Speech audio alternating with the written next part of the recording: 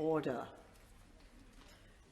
We now come to the general debate on the future of coal in the UK, and I call Richard Holden to move the motion. Thank you very much indeed, Madam Deputy Speaker. Today's debate isn't about the past, nor is it really about the great traditions and solidarity of our mining communities, nor it is about the coaling stations which stretch around the world east of Suez, powering an empire. An industry employing hundreds of thousands is long gone. Britain has been a world leader in decarbonising our electricity sector.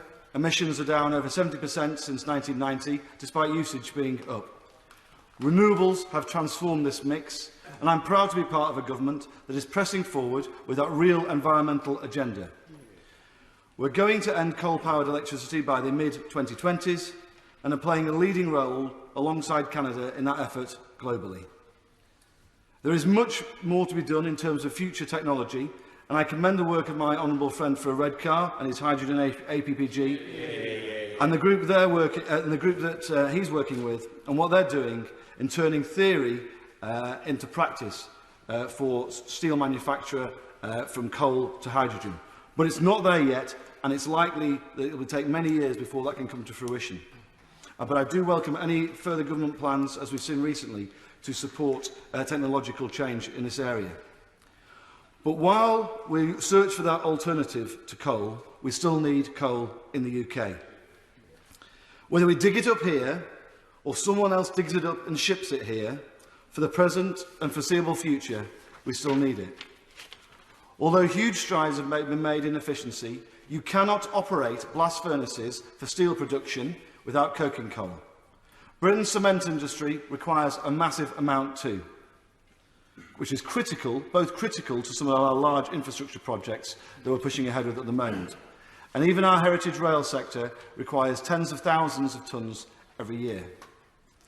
Coal isn't a trendy subject, but it is an important one. Too often in our history, coal and its production have been far too political. My fear, Madam Deputy Speaker, is that the apparent drive against domestic coal production in the United Kingdom from Whitehall is unfair, unjust, and actually runs counter to what we're actually all in favour of trying to do, which is reduce our carbon emissions. Coal is unfortunately becoming a victim of politics again today, and in doing so we're making a mistake, economically, strategically, and crucially, environmentally. Britain's coal mining history needs a whistle-stop tour to take us up to the present, and few constituencies are more steeped in that than mine of North West Durham and my colleagues, including the Honourable Member for Easington, who sits across from me today. Without two things, the Industrial Revolution that transformed the world from a largely agrarian subsistence to the basis of what we see today wouldn't have happened. Those two things were the Agricultural Revolution that immediately preceded it, and coal, the twin fuels for people and industry. That industrial heritage is present right across my stunning North West Durham constituency. Weardale, right up to Wearhead, had mine workings across it that stretched back to at least the 12th century. And it was the ironstone and coal from other parts of the nearby North East that initially set up Consett as an iron and steel hub. It was the miners who formed one of the first mass unions, and in 1926, whose dispute was the basis of the general strike. According to family legend, my great-grandpa, who was a textile worker in Lancashire and active in his union, had been tasked with collecting the union's funds to support the strike. But upon his return to Blackburn, was so terrified of the funds being stolen or him losing them, that he had the cash, together with himself, locked up in a cell overnight in Blackburn Police Station. The Bevan boys kept Britain working during the war. Wilson's white-heat technology and the nuclear revolution saw a massive shift, with more pits closing than at any other time. And the fantastic A Year in the Life of Craghead Colliery, filmed in my neighbouring seat of the member for North Durham from 1968 to 69, is a superb documentary about this time, which I would recommend to anyone. And the end of mass employment in coal mining came in the 2 decades that followed, with politicised disputes in which all but the most fanatical ideologues would admit great fault from both union leaders and some politicians alike. I'm sure my honourable friend for Ashfield will speak about his own experiences of being a miner later on in the debate in the House. Now on to the present. I cannot do any form of justice to the past and the history of mining in the time I have today, but I think that the context provided here is an important basis where we find ourselves today. I'm sure that honourable members may wish at another time to debate history in much more detail. But down to the facts of the present, and I'll take them one by one. The economic, the strategic and the environmental. Economic. These figures come from WPQs and from the ONS and HMRC.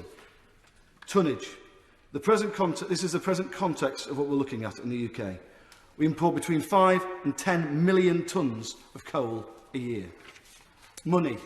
That represents over £1 billion in net imports to the UK on an annual basis. That is multiples of many of our agricultural exports, and it's actually about the net amount of cheese we import every year, which I'm sure my honourable friend for South West Norfolk would agree is also an absolute disgrace.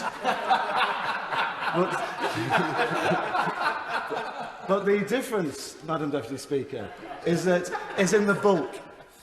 Cheese is only 100,000 tonnes. We're talking about 10 million tonnes of coal, and that has to be shipped across the globe.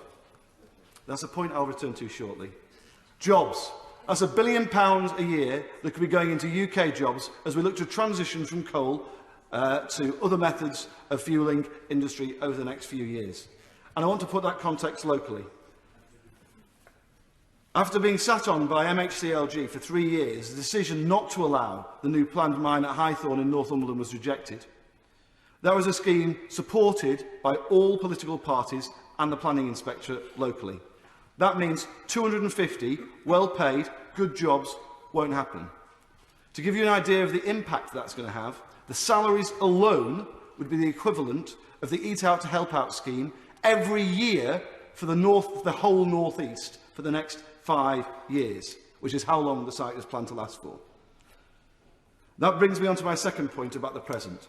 The mine had outline contracts with Port Talbot, because this is a UK-wide thing, which would have been taken coal for steel making. Instead, that coal is going to be imported from across the world, strategically.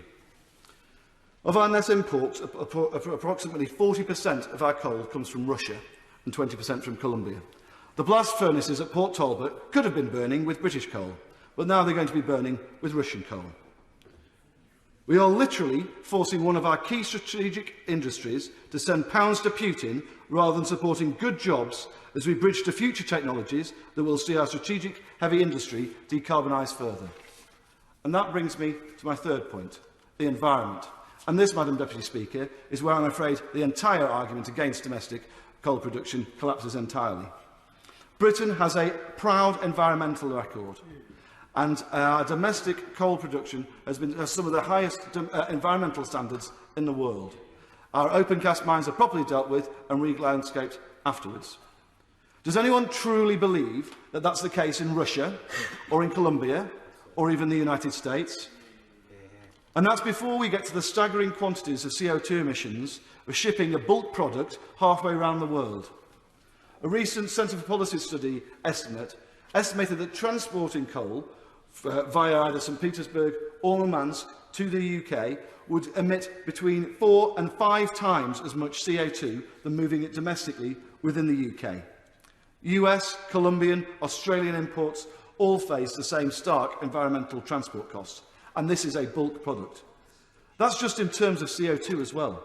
One of the biggest environmental success stories that this government has had has been our work to protect the world's oceans, and that's something I think all members on this side are incredibly proud of. Cargo ships shipping coal around the globe are not geared up to the most environmentally friendly of beasts, and rusting hulks chugging oil and detritus across our oceans run totally counter to the great work that we have been doing and this government has done in tackling things like microbeads, plastics and other pollutions in our oceans. Finally, on the present, and the thing with CO2 and global warming is that it doesn't matter where you emit it from, it all goes into our atmosphere worldwide. This is not an issue, and this should not be something that we try and export, because even if we wanted to, we couldn't. And finally, to turn to the future. I am very proud that the UK has been at the forefront of making real environmental changes for the better. The recent announcement from the Prime Minister that he wants to lead the world in jobs of the future, delivering sound environmental policies, is incredibly welcome, particularly in my region, and particularly in the Teesside and in the neighbouring counties of North Yorkshire and in County Durham. Levelling up is got to be a big part of that, and some of that is going to be down to transport. So at this point in my speech, I'd like to just include a little bid to the government front bench, just to reinforce my bid for the concert to the Tyne Railway, any support the Minister can give us on that, the National Bus Strategy. I'd really like to see a pilot project in Crook and Willington in County Durham, and and also cycling and walking routes. If there's anything which can be done for that, particularly for Weardale and along the Derwent Walk, I'd really appreciate it. But in my constituency, we had the last coal mine in the UK, the last open cast, which stopped production just a few months ago. The decision not to allow that expansion was taken by the local council, and that's absolutely fine. However, going forward, when local councils, like Northumberland had done, or like Cumbria, as I'm sure my honourable friend Workington will mention later on, take a decision to allow ploughing to go through on a cross-party basis, I hope that ministers consider the environmental costs of that not happening and don't get sidetracked by greenwash. There's a couple of other things I'd like to mention before concluding, Madam Deputy Speaker. One is the impending ban on domestic use of coal. This is something I've asked many parliamentary questions about, but it's particularly prescient at the moment when we're talking about emissions. Some of my families in my constituency, especially in the more rural parts, do not have an option apart from solid fuel heating in some form. And the choice is between household coal and oil, which is even more largely imported than coal at the moment. Oil in terms of CO2 emissions per kilogramme, is about 25% higher than coal. Furthermore, there's also been a recent push against coal and wet wood for household fires. Household coal emits 8.7 grams per kilogramme of PM2.5. That's the particulates in the atmosphere. Dry wood, 7.2. So they're very, very close. Wet wood, 28 grams, at least 3 times as high. I cannot understand how we are putting coal in a lower category. We're banning coal, but we're not banning dry wood. I think it's sensible to ban wet wood, which is on the emissions basis, but it doesn't make sense to ban household coal, especially when these figures are just on the combustion elements of it. They're not on the transport costs. And we all know that wet wood and dry wood even as well are bulkier transport. So it makes no sense to include coal in that exclusion. I would be remiss of me to not mention some of the major issues that the National Union of Mine Workers President, who I spoke to recently, raised with me as well, and which we've been working on together and I've asked some questions on. One is the concessionary fuel fund, which I think is very important, and as we look to decarbonise that, I would like to speak to ministers to ensure that any money saved goes back to the miners, not to the government. And secondly, on miners' pensions. I know there's massive ongoing conversations being had with my honourable friends on this side of the House and the government, and would look very much to part to taking some of those forward as well. But today, this is about the future of coal production. What I don't want to see is Britain doing stuff on the cheap, offshoring our carbon footprint elsewhere, tainting our really fantastic record on cutting carbon emissions in the UK, and driving the global environmental agenda. That's what I want us to be doing, an agenda that we can be proud of as a party, as a government and as a country. Thank you very much. Thank you. The question is that this House has considered the future of coal in the UK. It's very good that so many colleagues wish to participate in this debate